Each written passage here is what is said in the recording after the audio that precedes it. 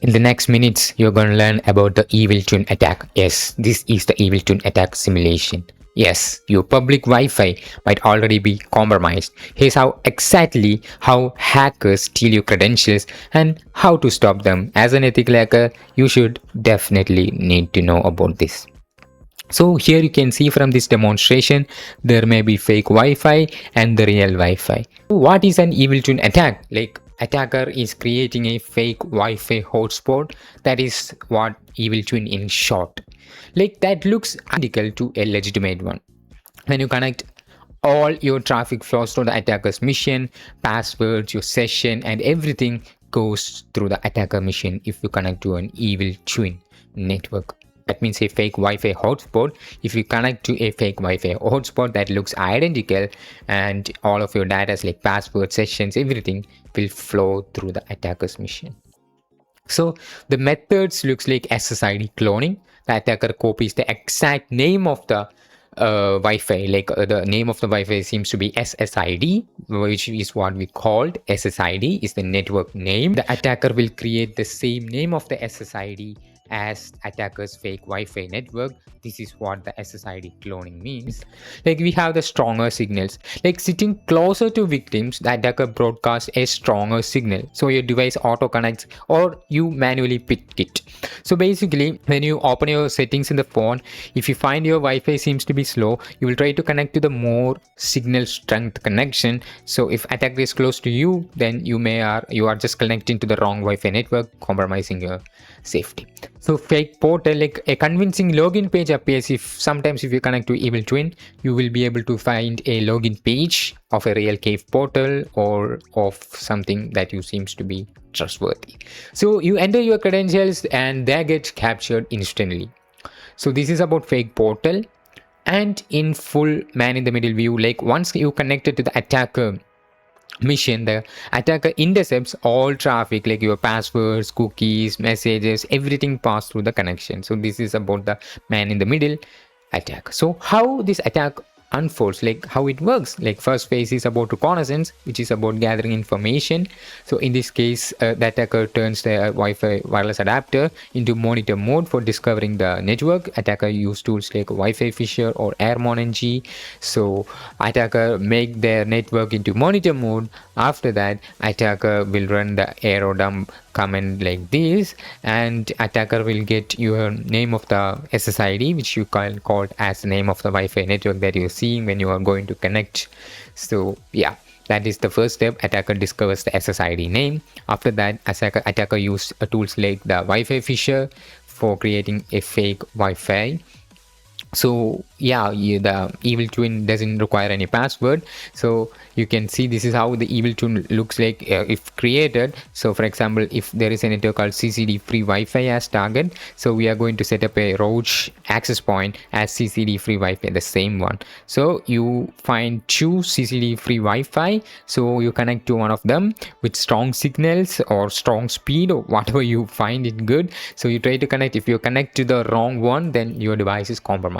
So attacker will use the deauthentication attack if you connected to a Wi-Fi network. For example, if you connected to that particular Wi-Fi network, what attacker will do is to run this command on their machine and your device will disconnected from there. So if you connect to a Wi-Fi network called in this case is a CCD free Wi-Fi, so if you're using internet, attacker will perform a deauthentication attack which makes your device disconnected from that particular SSID. So your device try to reconnect, but you won't be able to connect to that particular SSID until the attacker stops this attack. So in that case, what you will do is you will go and check for the Wi-Fi and you will find the same Wi-Fi name below that. So you will try to connect to the fake attacker created Wi-Fi network and your device got compromised. So fake portal server, like once you try to connect to the fake Wi-Fi network, then it will provide you a convincing login page, an exact copy of the real cave portal. So it might say re-enter your credentials to continue. You are entering details into it for getting the Wi-Fi connection for free, and all of your data will go or flows to the attacker machine. Attacker captures your credentials, like your username, like your password, whatever you enter there, and also your IP address and the device name. So these are some of the credentials that the attacker can get. So this is how it works. Like we have the live attack simulator here. We have the airport free Wi-Fi here, and we have the CCD cave. These are the two networks available as of now. So once you start the attack, we are just cloning the CCD cave in this case. So once you started, you will start the simulation and the attack enabled monitor mode. After that, attacker scanned the nearby devices, attacker cloned the CCD cave. So the attacker created the CCD cave. Similar to this, you won't find something suspicious here. This is the real. If you connect to this real one and using your Wi-Fi, attacker will try to perform de-authentication attack. Once you disconnect, you will be able to see this. So you try to connect to this and your device get compromised. If you find a login page, or if you connect and use this network, then device details, whatever you are entering in an unencrypted network, will get compromised.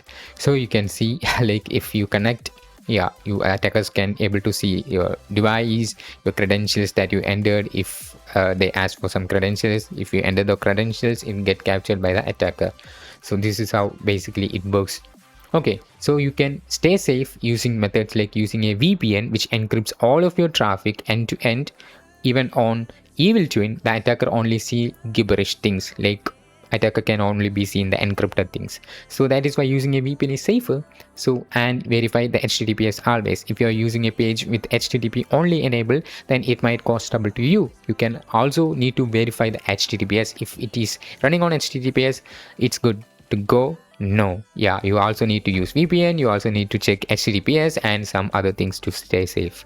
So this is a best practice. So other than that, you can turn off the auto connect. The auto connect to open networks on your phone and laptop. One setting is a massive protection. In this case, like if you enable auto connect, your device will try to connect automatically to the networks.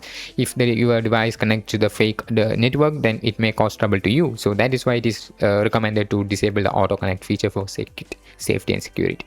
So verify SSID with stuff. If you are going to a cave or an airport, wherever you are going, if you want to connect to the network, so ask them and verify the correct SSID with the stuff.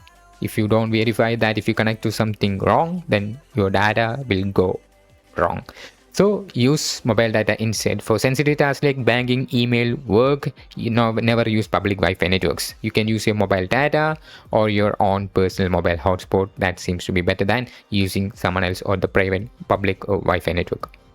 Okay, so enable 2FA everywhere. So even if credentials are stolen, if you have the 2FA, which will block your account access, attackers need your physical device too, right? So 2FA or MFA, whatever service is providing in your platform, you have to use that for further safety.